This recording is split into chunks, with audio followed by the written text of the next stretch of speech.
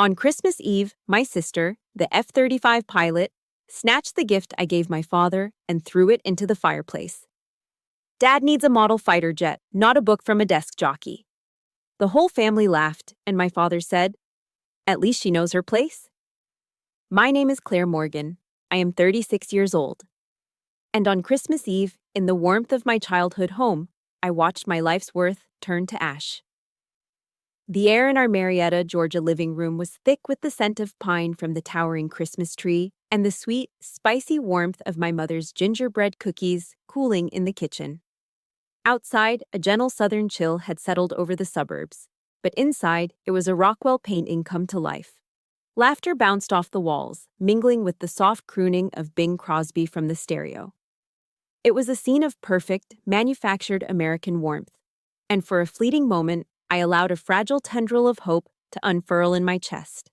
This year, I thought, might be different. The gift was heavy in my hands, wrapped in simple, elegant crimson paper. It was a leather-bound, signed anniversary edition of Tom Wolfe's The Right Stuff. For months, I had tracked it down, paid a small fortune for it, all for my father.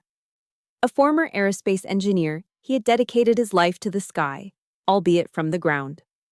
This book, this testament to the quiet, intellectual courage behind the glory, was something I thought he would understand. Something I thought would finally bridge the silent canyon between us. I waited for a lull in the conversation, my heart a nervous drum against my ribs. "Dad," I said, my voice softer than I intended. "This is for you." I held it out. He looked up, a polite smile gracing his lips. He started to reach for it, his fingers brushing against the paper. And then, the moment shattered. "Books, Claire?" "Really?" Lily, my sister, materialized beside me. At 30, she was 6 years my junior, a captain in the United States Air Force, and the radiant sun around which our family orbited. Fresh from a training flight, she still carried the electric confidence of someone who commands a 30-ton F-35 fighter jet for a living. She didn't just walk into a room, she conquered it. She plucked the book from my hands before my father could even close his fingers around it. Her touch was a dismissal. Her voice, a weapon honed with years of casual superiority. "You think Dad has time for this stuff?" she asked, holding the book between two fingers as if it were a piece of trash she'd found on the street. I stood frozen, the hope in my chest instantly turning to ice.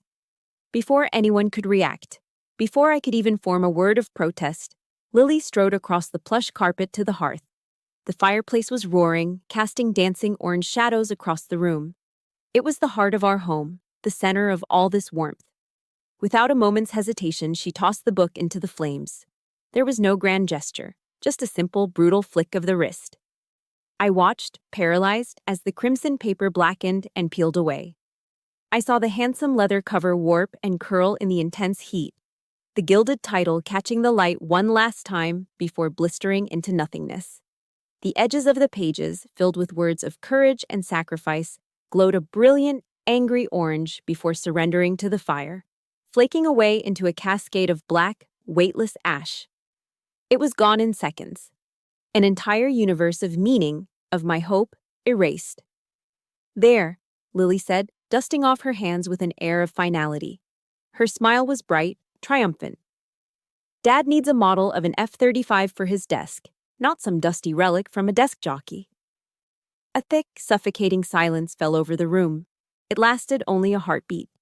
Then it was broken by a bark of laughter from Ryan Holt, Lily's wingman, followed by a snicker from her equally arrogant boyfriend. I looked at my parents. My mother's face was a careful blank, her eyes fixed on the fire. My father said nothing. He just watched the last of my gift disappear. He was the man I had revered my entire life, the man whose quiet approval I had chased like a distant star. And when he finally spoke, it wasn't to scold Lily. It wasn't to defend me. He turned to my uncle, who was sitting beside him on the sofa, and spoke with the casual, offhand tone one might use to comment on the weather. "Come on, Bill, don't be so serious," he said, a small, indulgent chuckle in his voice. "At least the girl knows her place." That was it. That was the blow that landed harder than any physical strike. It was a clean, precise incision that severed the last, fraying thread of my illusions. The girl knows her place. The words didn't just echo in the silent room. They branded themselves onto my soul. They confirmed my position in this family's constellation.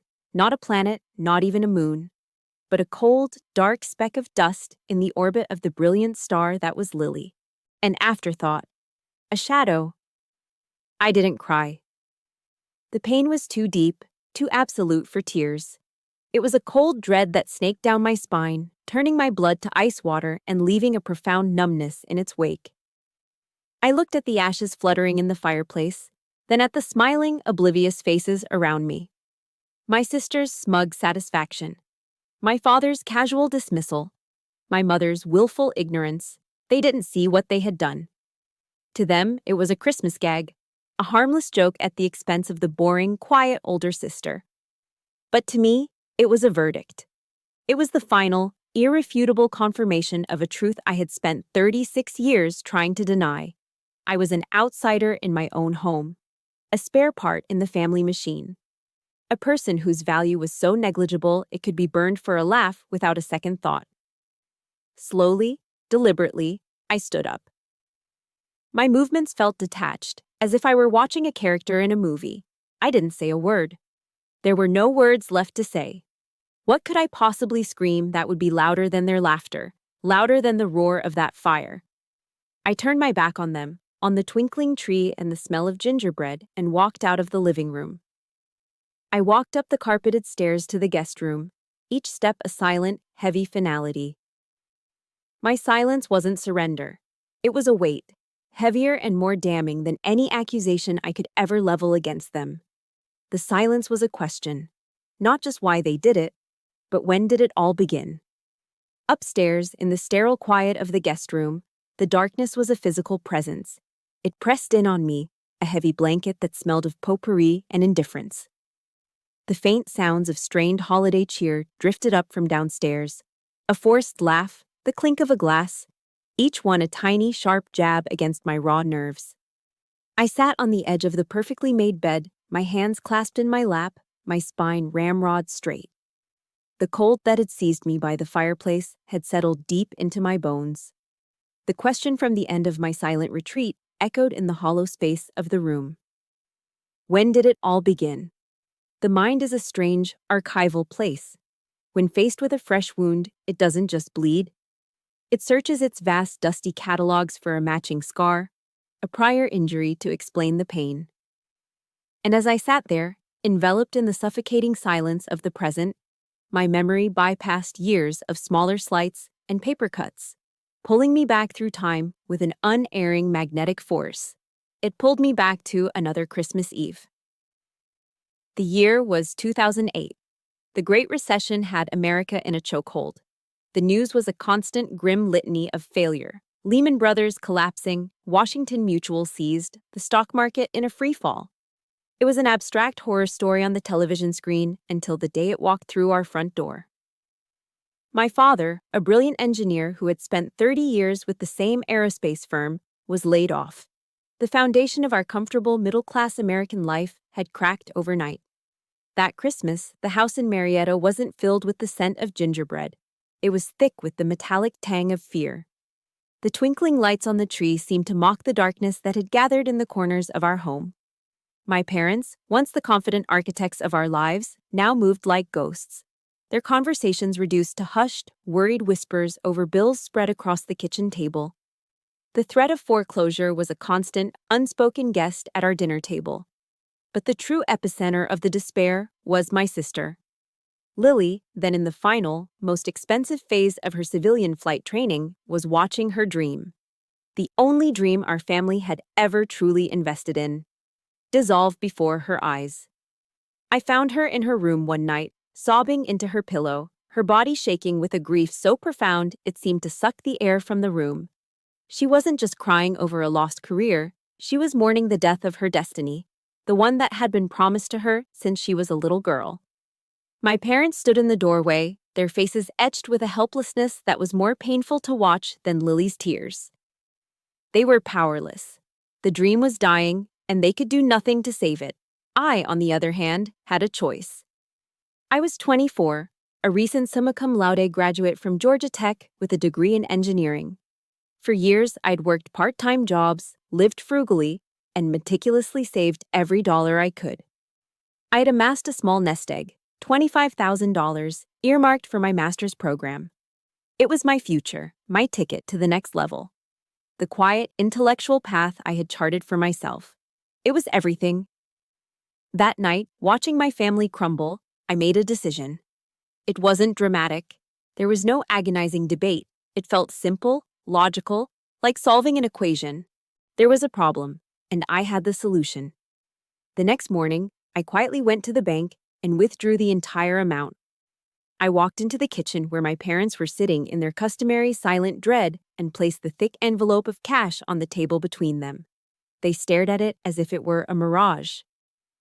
"It's a signing bonus," I lied, the words feeling smooth and easy on my tongue. "From an internship I did. I was saving it. I want you to have it." My mother's eyes filled with tears of relief.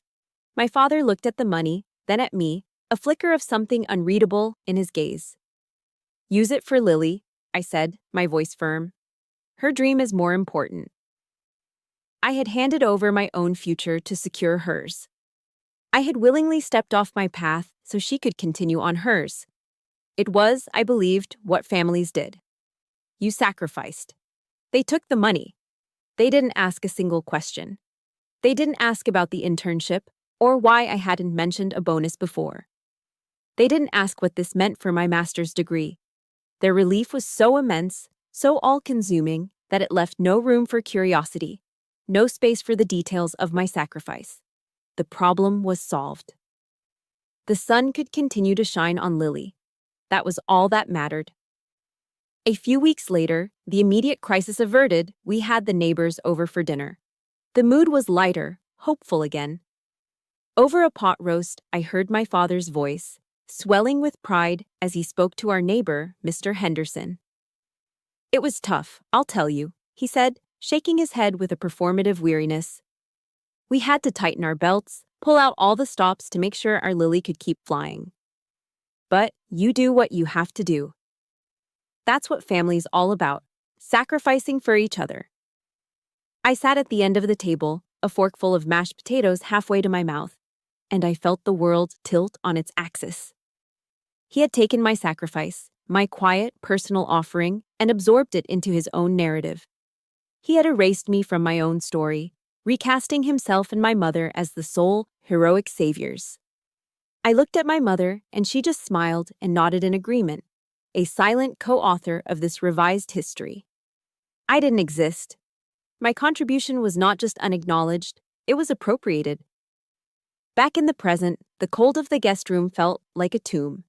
The bitter truth settled over me, sharp and clear. The fire downstairs hadn't just burned a book. It had incinerated the last, flimsy remnants of a lifelong illusion I'd held about my family. I wasn't just overlooked, I was a resource.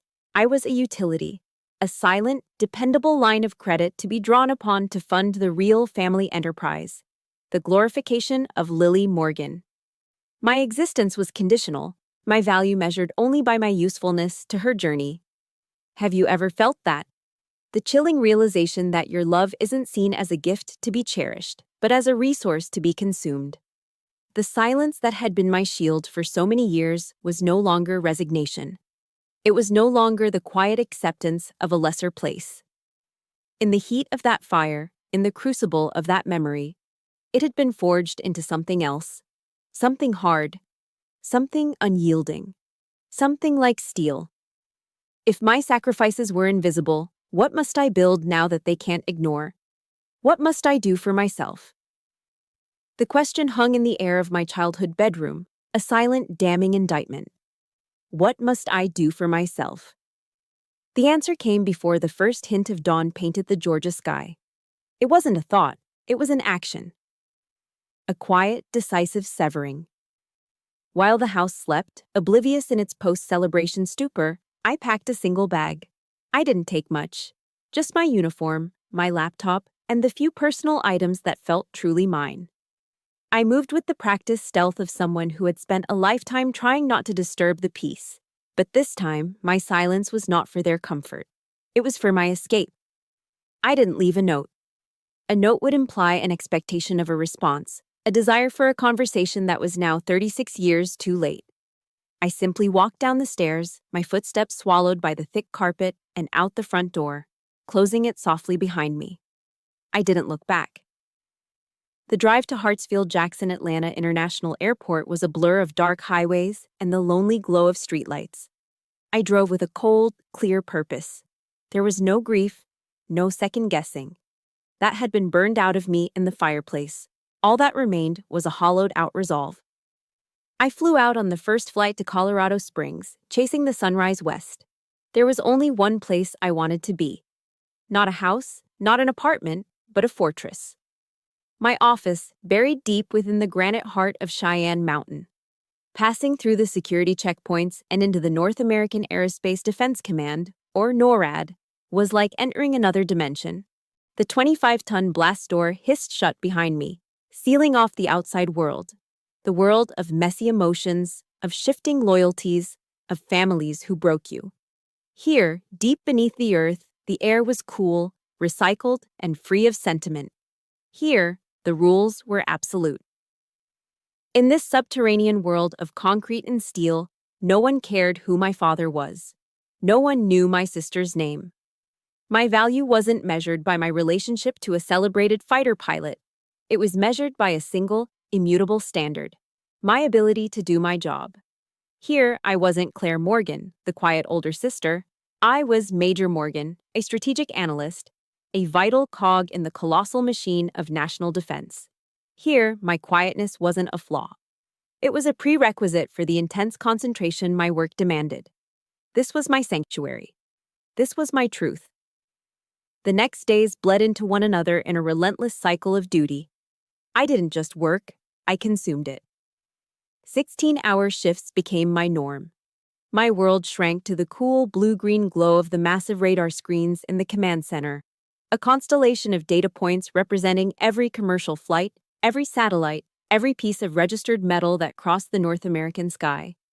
The complex algorithms, the dense lines of code, the intricate analytical reports, they weren't just a job, they were a refuge.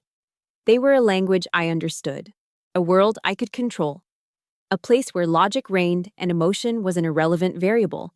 I was rebuilding myself, one data point at a time. My relentless focus didn't go unnoticed. My colleague, a sharp young second lieutenant named Mia Patel, watched me with concerned eyes.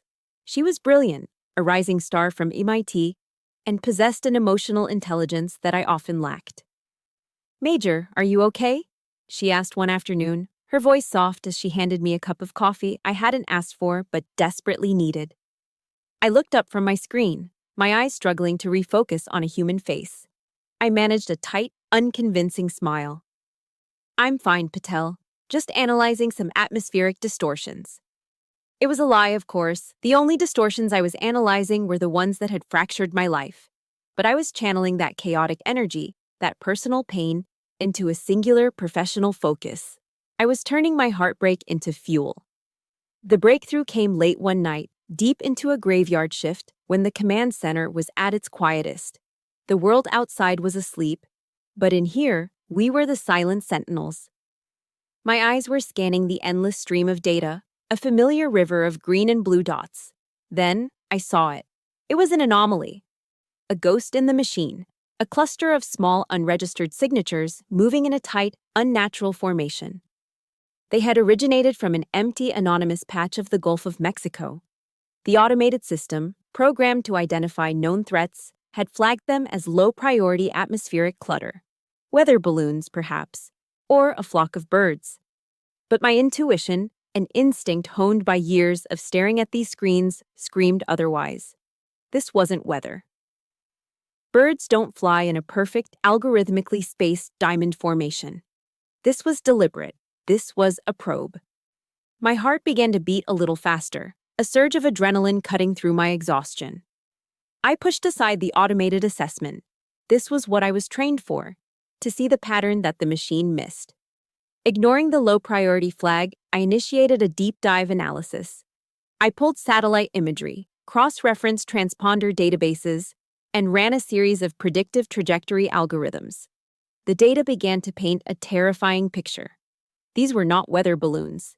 They were a swarm of small, sophisticated, unmanned aerial vehicles, UAVs, drones, and they were moving. My fingers flew across the keyboard, my focus absolute. The calculated trajectory sent a fresh wave of ice through my veins. They were heading northeast, on a direct course for the southeastern United States, on a direct course for Atlanta. For a split second, the image of my family's smiling faces flashed through my mind. Lily, my father, my mother, their city. I shoved the thought away with brutal efficiency. This wasn't about them. This was bigger. This was about my duty. I reached for the red phone on my console, the secure line that connected directly to the office of my commanding officer. This was it. This was the first coin I was dropping into the slot of my new life. Not for my family, not for their approval, but for my country. For the millions of strangers who were sleeping soundly, trusting that someone, somewhere, was watching over them. I lifted the receiver. The line clicked, and I spoke, my voice steady, clear, and devoid of all emotion except for the cold, hard certainty of my purpose. Colonel Ellis, this is Major Morgan. I think we have a problem. The summons came less than an hour after my call. A crisp, impersonal message appeared on my terminal. Major Morgan, report to the CO's office at 800. Acknowledge. I acknowledged, my heart giving a nervous thud against my ribs. The walk from the main operations floor to the command suite felt like a mile. With each step on the cold, polished concrete, I rehearsed my analysis, my data points, my conclusions. I was prepared to defend my findings against skepticism, to argue my case with the dispassionate logic that had become my armor. I was not, however, prepared for what was to come. Colonel Karen Ellis's office was the physical embodiment of its occupant, minimalist, efficient, and radiating a quiet, formidable power. There were no personal trinkets, no family photos. The only decorations were a series of secure communication consoles and a massive, wall-sized digital map of North America. A silent, glowing tapestry of potential threats and defended borders. It was a room that hummed with the immense pressure of constant vigilance. Colonel Ellis sat behind a Spartan steel desk, her gaze as sharp and precise as a scalpel. She was a woman who had broken through every barrier the military had to offer, not with brute force, but with an intellect that was legendary within the command. She gestured for me to sit, and I did, perching on the edge of the chair. Major, she began, her voice calm and even. Walk me through it. For the next 15 minutes, I presented my analysis. I laid out the data on the UAVs, their point of origin, their unusual flight characteristics, their calculated trajectory. I spoke in the clipped, professional language of my trade, a lexicon of telemetry, signal degradation, and predictive algorithms. Colonel Ellis listened without interruption. She didn't look at her screen or take notes. Her eyes, a startlingly pale blue, were fixed on me, her focus absolute. It was the kind of listening that made you feel like you were the only person in the world. A stark contrast to the distracted, dismissive attention I was used to. When I finished, a heavy silence filled the room, punctuated only by the soft hum of the servers. I braced myself for the cross-examination. Instead, she gave a single, decisive nod. Good analysis, Major. Very good. Her voice was laced with an approval that was as clean and sharp as the mountain air outside. Most analysts would have dismissed this as signal noise. They would have trusted the automated flag and moved on. You didn't. Why? The question caught me off guard. Sir, the formation was too perfect. It was intentional. It didn't feel like a natural phenomenon. Instinct, she said, not as a question, but as a statement of fact. You trusted your gut, and then you backed it up with data. That's what separates the good from the great. She stood then, a fluid movement of contained energy, and walked to the large window that, through a series of periscopes and cameras, offered a view of the distant airfield. I've read your file, Morgan, she said, her back to me. The casual use of my last name sent a fresh jolt of anxiety through me. I read it when you were first assigned here. Georgia Tech, top of your class. the technical papers you published on radar optimization as a civilian. You have a remarkable mind. She turned back, her gaze pinning me to my chair. And I also know your family lives in Atlanta, and that your sister is Captain Lily Morgan, the F-35 pilot. The air in the room became thin, charged. My breath hitched in my throat. This was it. The moment I had dreaded my entire professional life. The comparison. The inevitable follow-up question about what it was like to work in the shadows while my sister soared in the sun. I steeled myself for the familiar, casual dismissal of my work in favor of her more glamorous, visible heroism. But Colonel Ellis didn't compare. She saw. "It can't be easy," she said, her voice softening almost imperceptibly. It held no pity, only the clear, resonant tone of understanding from someone who had walked her own difficult path. Doing this quiet, vital work in the dark, while you have a sibling who is a star. The words landed in the hollow space inside me, not with a crash, but with the gentle, profound warmth of a light being switched on in a long, dark room. For the first time, someone in a position of power, someone I respected, had not just seen my work, but had seen me. They had seen the silent sacrifice, the invisible weight I carried. She held my gaze. "The world needs its stars, Morgan. They're the ones who inspire us. But they fall out of the sky if people like you and me don't keep that sky safe. They fly the missions, but we draw the maps that bring them home. Never forget that." A hot pressure built behind my eyes, and for one terrifying second, I thought I was going to cry. I swallowed hard, forcing the emotion down. I was a major in the United States Air Force. I would not cry in front of my commanding officer. Instead, I channeled the overwhelming surge of gratitude into the only posture I knew. I straightened my back, my shoulders squared, my chin up. I stood a little taller, as if her words had physically realigned my spine. "Thank you, Colonel," I managed to say, my voice thick but steady. She gave another one of her brief, decisive nods. The moment of personal connection was over. They were back to business. "Now, get back to work. I want you to lead the ad hoc task force to monitor these birds, as you called them. You'll have priority access to all relevant intel streams. You will report directly, and only, to me." She paused, her eyes locking onto mine again, a silent transfer of trust and responsibility. "This is now priority 1. Understood?" "Yes, Colonel," I replied. The words came out sharp, clear and resonant with a newfound strength. For the first time in weeks, my voice felt like my own again. It was the voice of an officer who had just been given a mission. The voice of a woman who had just been seen. As I walked out of her office, the world felt different. The weight on my shoulders hadn't vanished, but it no longer felt like a burden. It felt like a mantle of responsibility, one that had been placed there with respect and trust. I was no longer a shadow. I was a sentinel. And I was not alone anymore. The days following my meeting with Colonel Ellis were a revelation. For the first time in my professional life, I felt a sense of ownership, a current of purpose that was entirely my own. The weight of my new responsibility settled on me not as a burden, but as a mantle. Leading the task force, I was no longer just analyzing data. I was hunting. My team and I worked with a quiet, ferocious intensity, tracking the ghost-like signatures of the UAVs, our focus absolute. The world outside Cheyenne Mountain, with its messy emotions and complicated histories, ceased to exist. There was only the mission. There was only the clean, cold logic of the hunt.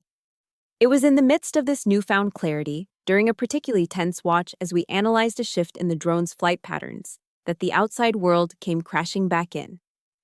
My personal cell phone, silent for weeks, buzzed on the corner of my console. The screen lit up with a name I'd been trying to forget. Mom. A knot of ice formed in my stomach. A part of me, the disciplined officer, wanted to ignore it. It was a distraction, an unwelcome intrusion from a life I had left behind in Georgia. But another part, a stubborn, foolishly hopeful part I thought had died, flickered to life. Maybe this was it. Maybe, after weeks of silence, this was the apology. I hesitated for a long moment, my hand hovering over the phone. Then, with a sigh of resignation, I answered. Hello? Claire, honey. Oh, thank God. My mother's voice poured through the speaker, a thick, syrupy wave of manufactured warmth.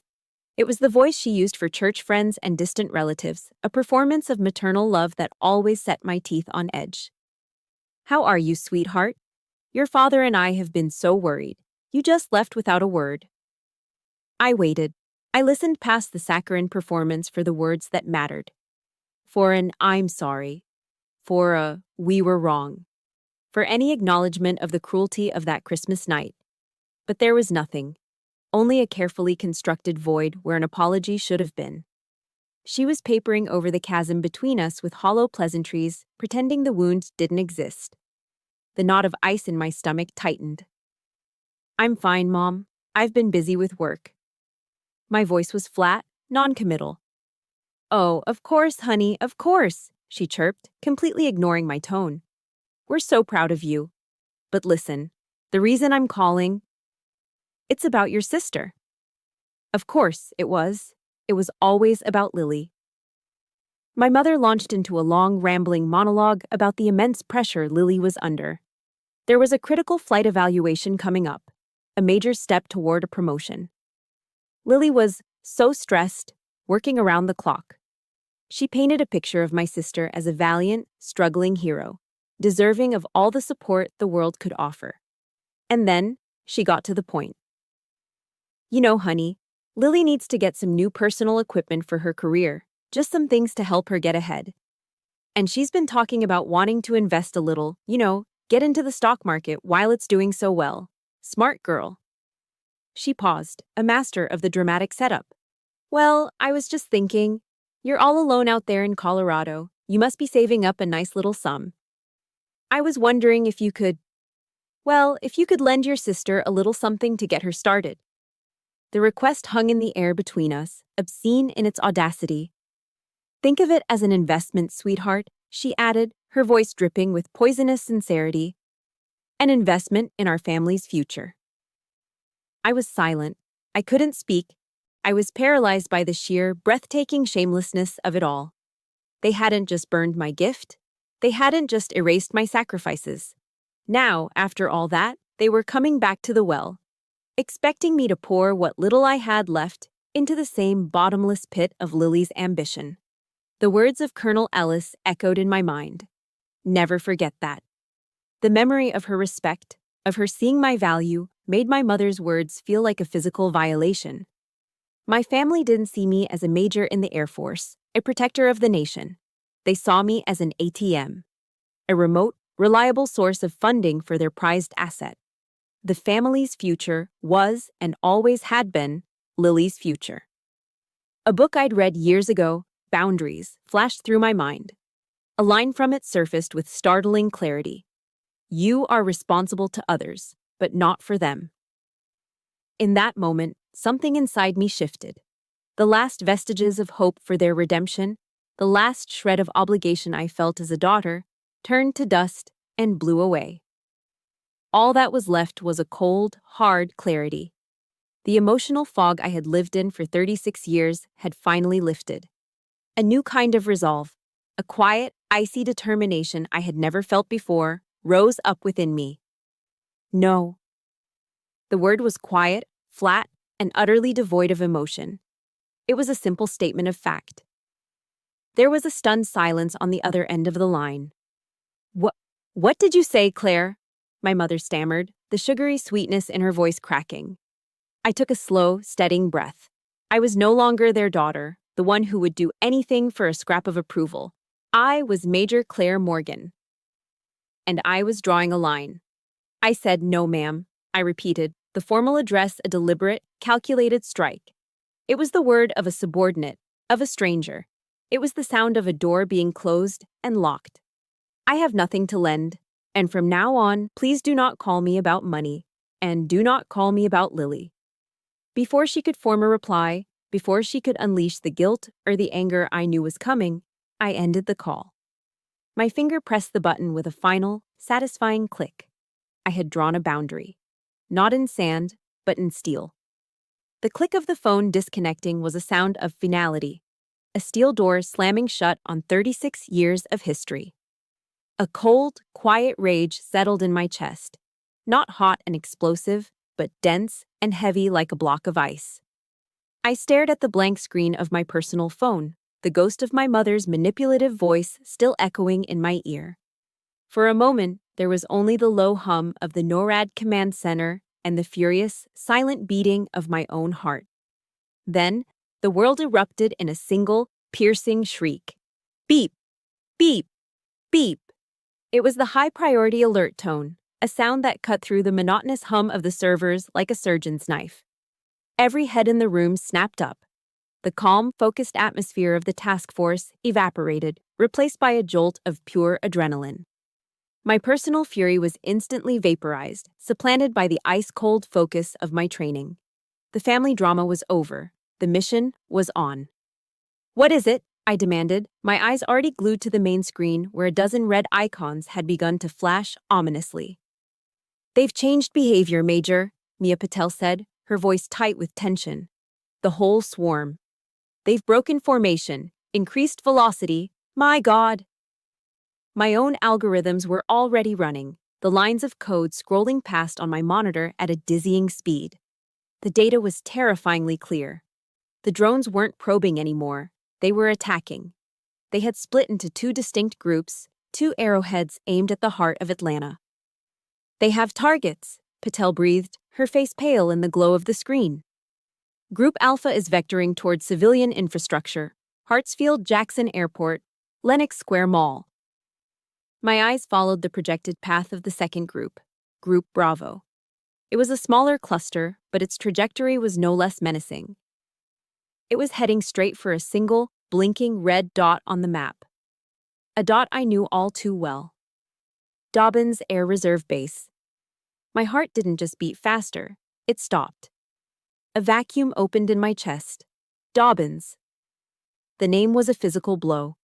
That was where Lily was stationed. That was where she was preparing for the flight evaluation that my mother had just tried to solicit funds for. My sister. The person who had thrown my heart into a fire, the star my family worshipped, was directly in the path of an imminent, hostile attack.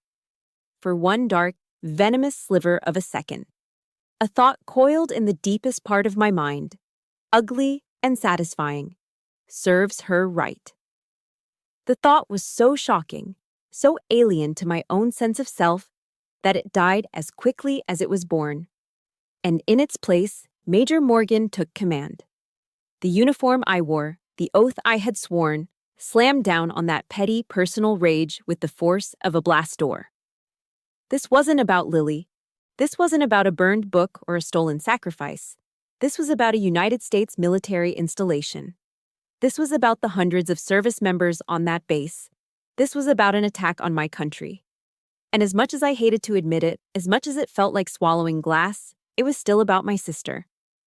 A quote from Churchill, one I'd read during a sleepless night, surfaced from my memory. "If you are going through hell, keep going." There was no time to warn Lily, even if I could. Every communication out of this room was monitored, logged, and scrutinized.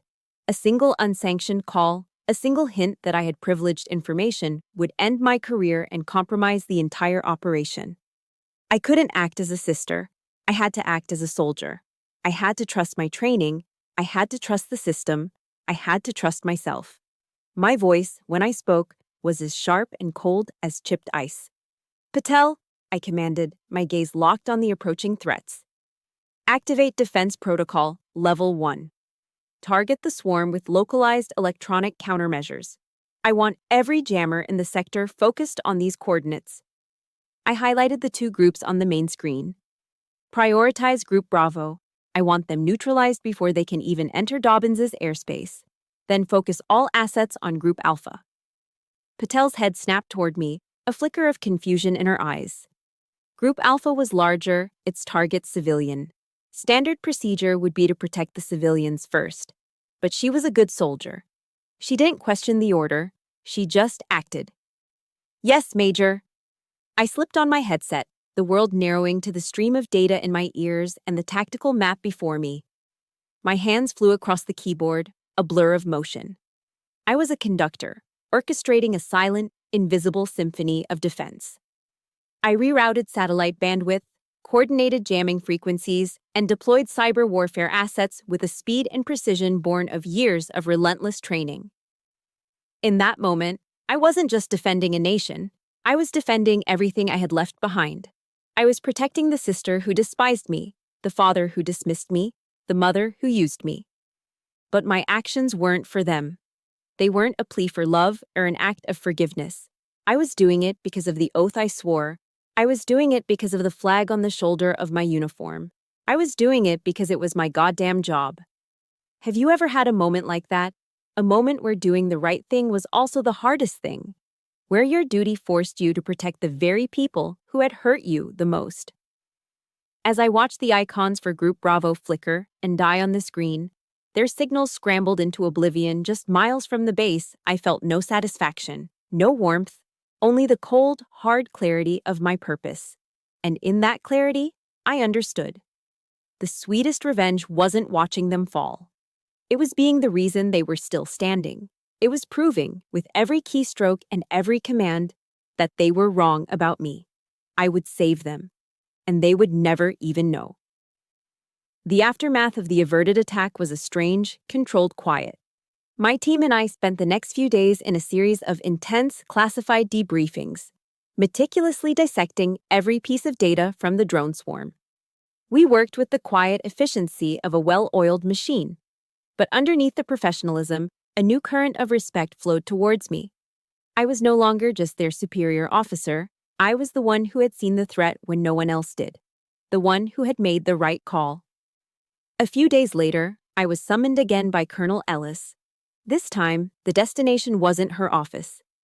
An armed escort led me deep into the mountain, to a section I had never been to before, a place that existed only in whispers and rumors. We stopped before a heavy vault-like door that required both a keycard and a retinal scan. The door hissed open, revealing a small, stark room devoid of any decoration. This was a skiff, a sensitive, compartmented information facility, a place where the nation's deepest secrets were discussed. Inside, Colonel Ellis stood waiting. On a large, secure monitor against the far wall, a face I recognized only from official portraits stared out. It was General David Brooks, a four-star general from the Pentagon, his expression stern and unreadable. The air in the room was heavy with consequence. "Major Morgan," the general's voice boomed from the speakers, crisp and authoritative. "Your actions, and the actions of your team, prevented a catastrophe. The intelligence community is still working to identify the origin of the attack, but your quick thinking saved countless lives. You have our gratitude." "Thank you, General," I said, my voice steady despite the tremor of adrenaline in my veins. "But this isn't over," he continued, his eyes narrowing. "An enemy that tries once will try again. We can't just defend. We need to send a message. We need to let them know that we see them, that we are watching, and that we are prepared. We need an information strategy." That's when Colonel Ellis stepped forward. "And that, Major, is where you come in."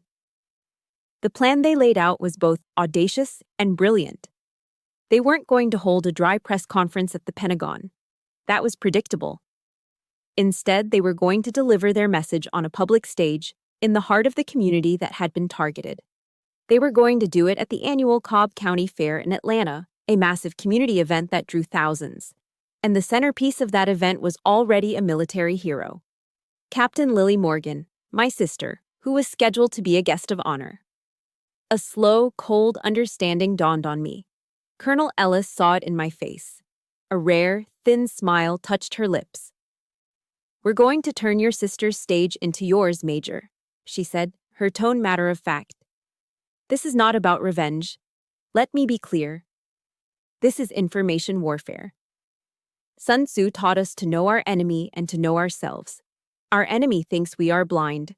We are going to use this very public, very patriotic stage to honor a silent hero. And in doing so, we will send a clear, unmistakable warning to those watching in the shadows." My mind reeled. They were going to put me on a stage, in my hometown, and tell the world what I had done. In front of my family, in front of Lily. The days that followed were a blur of preparation. I was tasked with compiling the unclassified portions of the after-action report for the presentation. It was meticulous, draining work, redacting sensitive data while preserving the core narrative of the event. I spent hours locked away, sifting through digital archives, cross-referencing reports, and reliving every second of that tense night.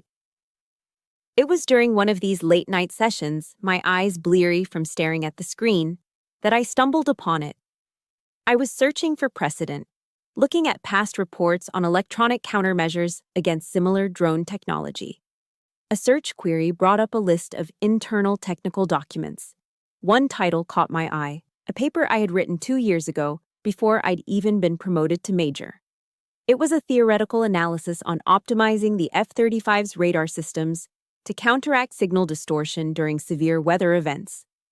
It was a piece of quiet academic work I had been proud of, but it had been submitted as a general recommendation and, I assumed, filed away and forgotten in the vast digital bureaucracy of the military. Curiosity, a long-dormant instinct, pricked at me. On a whim, I ran a search to see if the recommendations had ever been implemented. The results loaded on my screen, and I felt the air leave my lungs. The protocol I had designed had been adopted.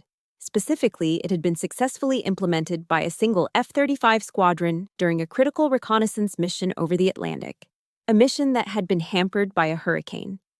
The successful use of my protocol had allowed them to complete their objective, earning the squadron a unit citation. And the lead pilot on that mission, the one who received a commendation that led directly to her promotion to captain, was Lily. I stared at the screen, my heart pounding a slow, heavy rhythm in my chest. It was all there, in black and white. The foundation of her latest career triumph, the very promotion that made her the hero of the Cobb County Fair, was built on my work. My quiet, unseen, unacknowledged work. She had been flying on wings that I had unknowingly built for her. The next morning, I walked into Colonel Ellis's office and placed the printouts on her desk without a word. She read them, her expression unchanging. When she was done, she looked up at me, her pale blue eyes holding a new, sharp glint of interest. She nodded slowly. "Interesting, Major. Very interesting." She tapped the papers. "Add this to the briefing file." The final pieces of the plan clicked into place. The flight to Atlanta was booked. The presentation was finalized. That evening, back in my sterile apartment at the base, I opened my closet and took out my Class A dress uniform. The deep blue jacket, the perfectly creased trousers, the rows of ribbons I'd earned through years of quiet, dedicated service. It was a uniform I rarely wore, preferring the utility of my daily fatigues. I held it up, the fabric stiff and formal in my hands. The last time I had been home, I was a ghost. A shadow in civilian clothes, easily dismissed. This time, I would be returning as Major Claire Morgan of the United States Air Force. I wasn't going home as a daughter or a sister seeking approval. I was a soldier on a mission. A wave of nervous energy, a potent cocktail of anxiety and thrilling anticipation, washed over me. The final battle was about to begin. And this time, it would not be fought in the dark. The Cobb County Fair was an assault on the senses, a chaotic symphony of Americana.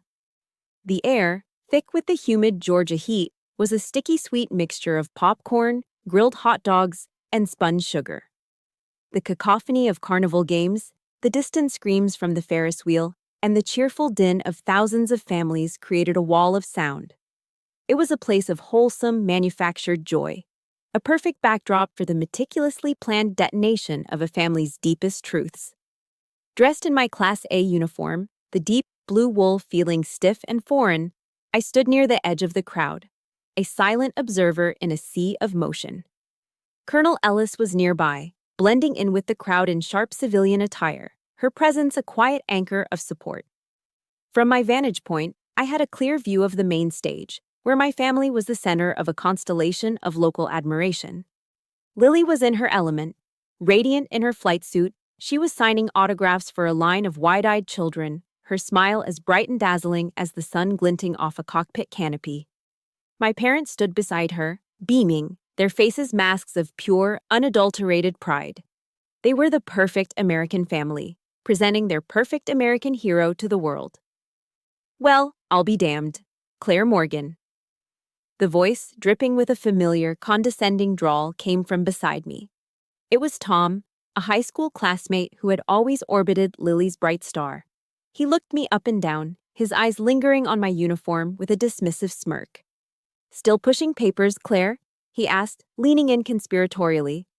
"Must be tough, watching your little sister get all the glory like this. Real boring."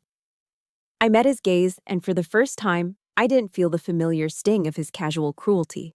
I felt nothing but a calm, cold pity. I gave him a small, enigmatic smile. "You'd be surprised, Tom." The time for the main event arrived. A local politician introduced Lily with a fawning speech, and she took the stage to thunderous applause.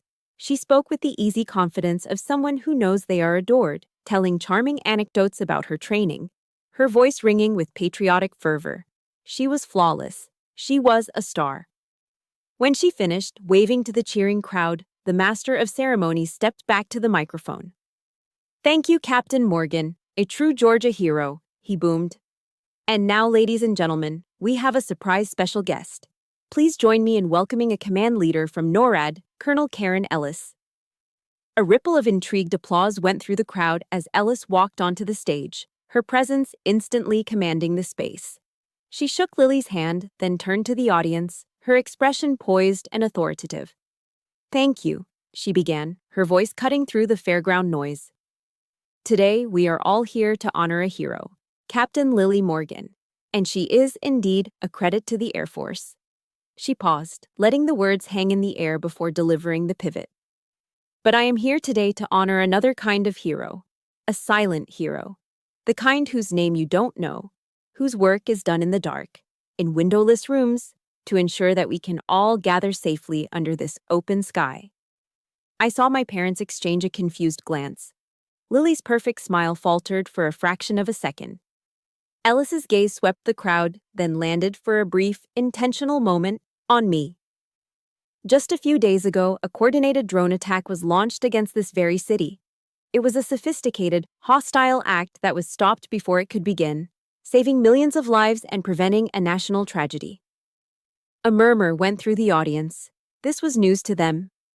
The officer who identified that threat, who trusted her instincts when the automated systems failed, and who commanded the successful defense of Atlanta, is here with us today. Ellis's voice rose, clear and strong. "Ladies and gentlemen, she is Major Claire Morgan of the United States Air Force." Every head turned. 1,000 pairs of eyes found me standing at the edge of the crowd. The collective gasp was a physical force. I saw my father's jaw drop, his proud smile dissolving into slack-jawed disbelief. My mother's hand flew to her mouth. And Lily. Lily froze, her face a mask of pure, uncomprehending shock. But Colonel Ellis wasn't finished. The first blow had landed. Now came the combination. "And perhaps," she continued, her voice taking on a sharper, more precise edge as she turned slightly toward a stunned Lily, "Captain Morgan is also unaware that the technical report she and her squadron used 2 years ago to solve a critical radar issue during a hurricane, a report that was instrumental in her receiving the commendation that led to her promotion to captain, was also authored by Major Claire Morgan." This time, the reaction was not just shock. It was a sickening, dawning horror. Lily's mouth fell open, the color drained from her face, leaving her skin a pasty, chalk white. She looked from Ellis to me, her eyes wide with a desperate, panicked confusion. The foundation of her world was cracking beneath her feet. Then Colonel Ellis delivered the final, devastating strike. Her voice dropped, becoming hard, cold, and utterly unforgiving. "And in the recent attack, ladies and gentlemen, one of those drone swarms had a very specific target, Dobbins Air Reserve Base." She let the name hang in the air, a death sentence suspended in time. If not for the decisive split-second command of Major Morgan to prioritize and neutralize that specific threat, Captain Morgan's flight evaluation would never have taken off. She turned to face the crowd, her eyes sweeping over them one last time. "To put it simply, ladies and gentlemen, The hero you are celebrating today is alive and standing on this stage thanks to the quick thinking and quiet professionalism of her desk jockey sister. A profound, deathly silence fell over the Cobb County Fair. The sound of the distant Ferris wheel, the smell of popcorn, the entire world seemed to cease to exist. All that remained was the raw, explosive power of the truth. On the stage, Lily swayed, her body going limp. She had to grab the lectern to keep from collapsing. I watched as her entire identity, her lifetime of effortless superiority, shattered into a million pieces. I looked at my parents. Their faces were a canvas of pure, unfiltered horror and for the first time, a dawning, soul-crushing guilt. I saw Tom and Ryan Holt in the crowd, their smug faces now ashen, their eyes fixed on the ground in shame. And I just stood there, in my uniform, in the silence, calm, vindicated. The battle was over. The silence that followed Colonel Ellis's final words was a living thing. It was a thick, ringing void where the cheerful noise of the fair had been only moments before. It felt as if the entire world was holding its breath, waiting. Then, slowly, the spell broke. A wave of murmurs rippled through the crowd, followed by a smattering, then a roar of applause. But it wasn't for Lily. It was for me. In the ensuing chaos, I was suddenly surrounded. A few of my colleagues from NORAD who had been planted in the crowd materialized, shaking my hand, their faces beaming with pride. Local officials, their expressions a mixture of shock and newfound respect, pushed through the crowd to thank me. I accepted their congratulations with a quiet nod, my mind a strange, calm sea in the eye of a hurricane. I felt a profound sense of exhaustion settle over me, the deep, bone-weary fatigue that comes after a long and brutal war. The victory wasn't jubilant. It was just finished. Across the now chaotic fairground, I saw my family. They were a small, isolated island in the swirling sea of people, huddled together as if for protection.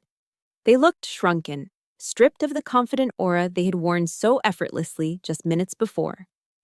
It was Lily who moved first. She stumbled off the stage, navigating the crowd like a ghost.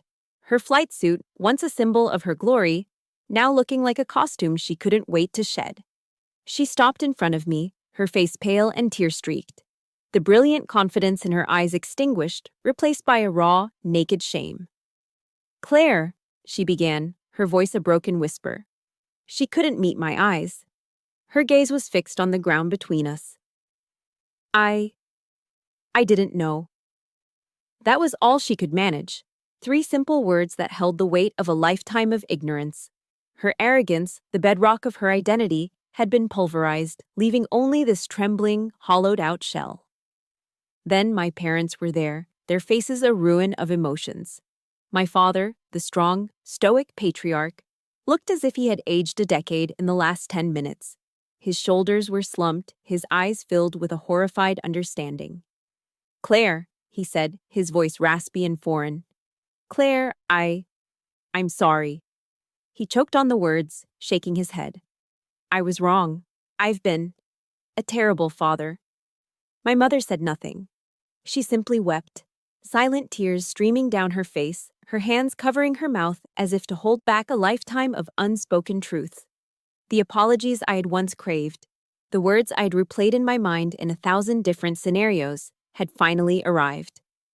But as I heard them, I felt no surge of triumph, no satisfying sting of victory.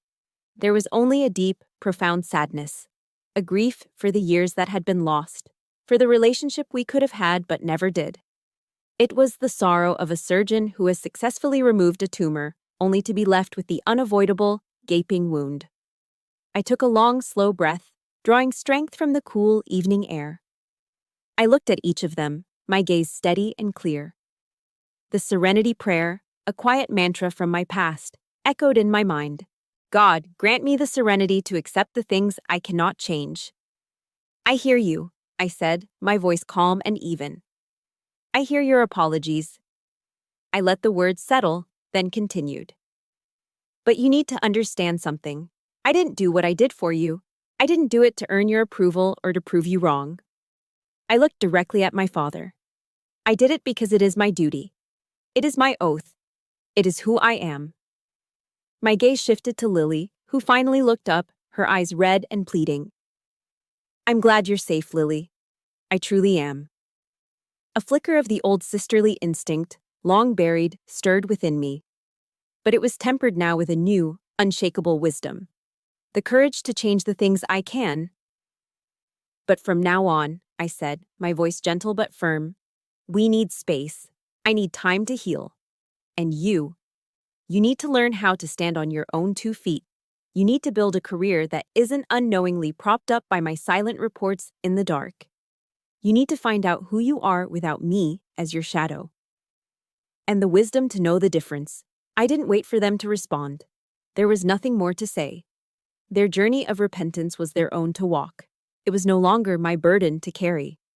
I saw Colonel Ellis standing a short distance away, watching me, a look of immense pride in her eyes. I gave her a small, grateful nod. She'd given me the stage to reclaim my story. Then, I turned. I turned my back on the wreckage of my family, on the noise of the fair, on the entire life I had known. I walked away, my steps even and measured. There was no anger left in me, no bitterness. The victory hadn't been in their public humiliation, but in my private liberation. As I walked toward the exit, a feeling I hadn't experienced in 36 years washed over me. It wasn't happiness, it wasn't triumph. It was something deeper, something more fundamental. It was relief. It felt as if a massive, invisible weight I had been carrying on my shoulders since birth, a weight so constant I had forgotten it was even there, had finally been set down. I had spoken my truth. I had reclaimed my value. I had, at long last, given myself permission to be free. Now it was time to start living for myself. 1 year later, the Colorado sun was warm on my face, a gentle, healing touch.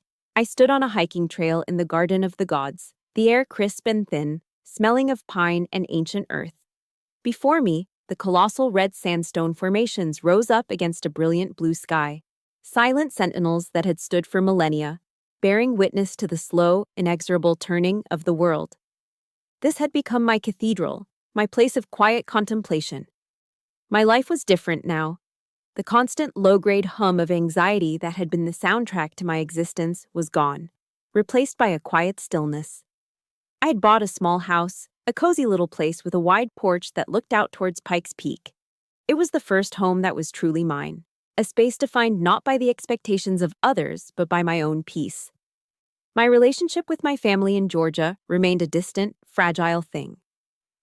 We spoke occasionally. The calls were short, often awkward, punctuated by long silences. They were trying, in their own clumsy way, to build a new bridge over the canyon of wreckage they had created.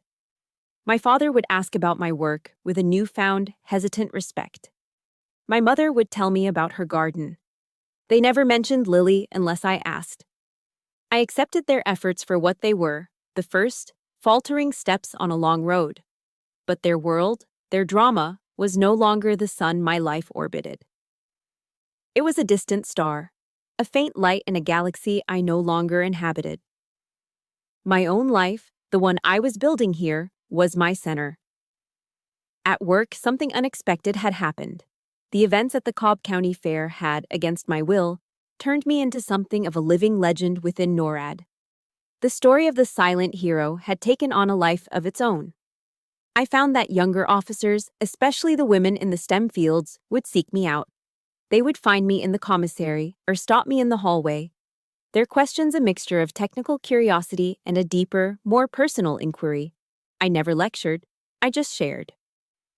One afternoon, Mia Patel, now a first lieutenant, sat with me in my office, wrestling with a complex data analysis problem. She was frustrated, convinced she was missing something obvious. I just feel like I'm not getting it, she sighed, running a hand through her hair. Like everyone else sees it but me. I looked at her, and I saw a reflection of my younger self. Brilliant, capable, but crippled by a quiet self-doubt. Your value isn't on the rank on your collar or in someone else's praise, Mia, I told her gently. It's not in being the loudest voice in the briefing room. I tapped the screen in front of her. It's in the integrity of the decisions you make when no one is watching. It's in the quiet, relentless pursuit of the truth, right here, in the data. Trust that. Trust yourself. She looked at me, her eyes shining with a new understanding. In that moment, I realized I had become the commander I'd always wished I'd had. I was turning my own scars into a map for others to follow. My phone vibrated on my desk one evening as I was packing up to leave. I glanced at the screen. Lily. My heart gave a small, calm flutter, not the painful lurch of the past. I answered. Hey Claire, it's me. Her voice was different. The old, breezy confidence was gone, replaced by a softer, more hesitant tone. Hey Lily, how are you? I'm good, she said. Listen, I have a layover in Colorado Springs this weekend. I was wondering. And it's totally fine if you're busy. But I was wondering if I could buy you a cup of coffee. She added the next words in a rush, as if they were the most important part of the sentence. My treat. I'll pay. I smiled. A real smile, one that reached my eyes. It was a small gesture, but it was everything. It was an acknowledgement of a debt that had nothing to do with money. It was an offering of respect. I'd like that, Lily, I said, my voice warm. I'd like that very much. I knew the road to any real reconciliation would be long and winding, but this time, I knew it would be a road we walked as equals, built on a foundation of respect, not sacrifice. That night, I sat on my porch, a warm mug in my hands, and looked up at the vast, star-dusted sky. The stars were brilliant, fiery, and demanding of attention, much like my sister. For so long, I had felt like a shadow cast by their light. But I realized now that I had it all wrong. I wasn't the shadow. I was the sky itself. The vast, quiet, and powerful darkness that holds the stars, that gives them the space to burn so brightly. The silent, constant presence that watches over them, that maps their courses, and that keeps the entire celestial system in balance. My strength wasn't in being seen, it was in the seeing. As the great Maya Angelou once wrote, success is liking yourself, liking what you do, and liking how you do it. Sitting there, under the silent, watchful gaze of the cosmos, I finally understood. True happiness wasn't about being in the spotlight. It was the quiet, profound satisfaction of knowing that whether anyone is watching or not, you are there, doing your work, holding your piece of the universe together, and you are, finally, at peace. My story began in darkness, overshadowed by the brilliance of others. But I learned that my value wasn't in being the star, but in being the sky that holds them. My journey was about finding my own light, in my own way, and realizing that true strength is often quiet. Perhaps you have a similar story, a moment where you had to reclaim your own worth from the shadows, or found your power not in the spotlight, but in your own integrity. I would be honored to hear about it in the comments below. For more stories about resilience and the quiet courage it takes to build your own dawn, please subscribe and join our community.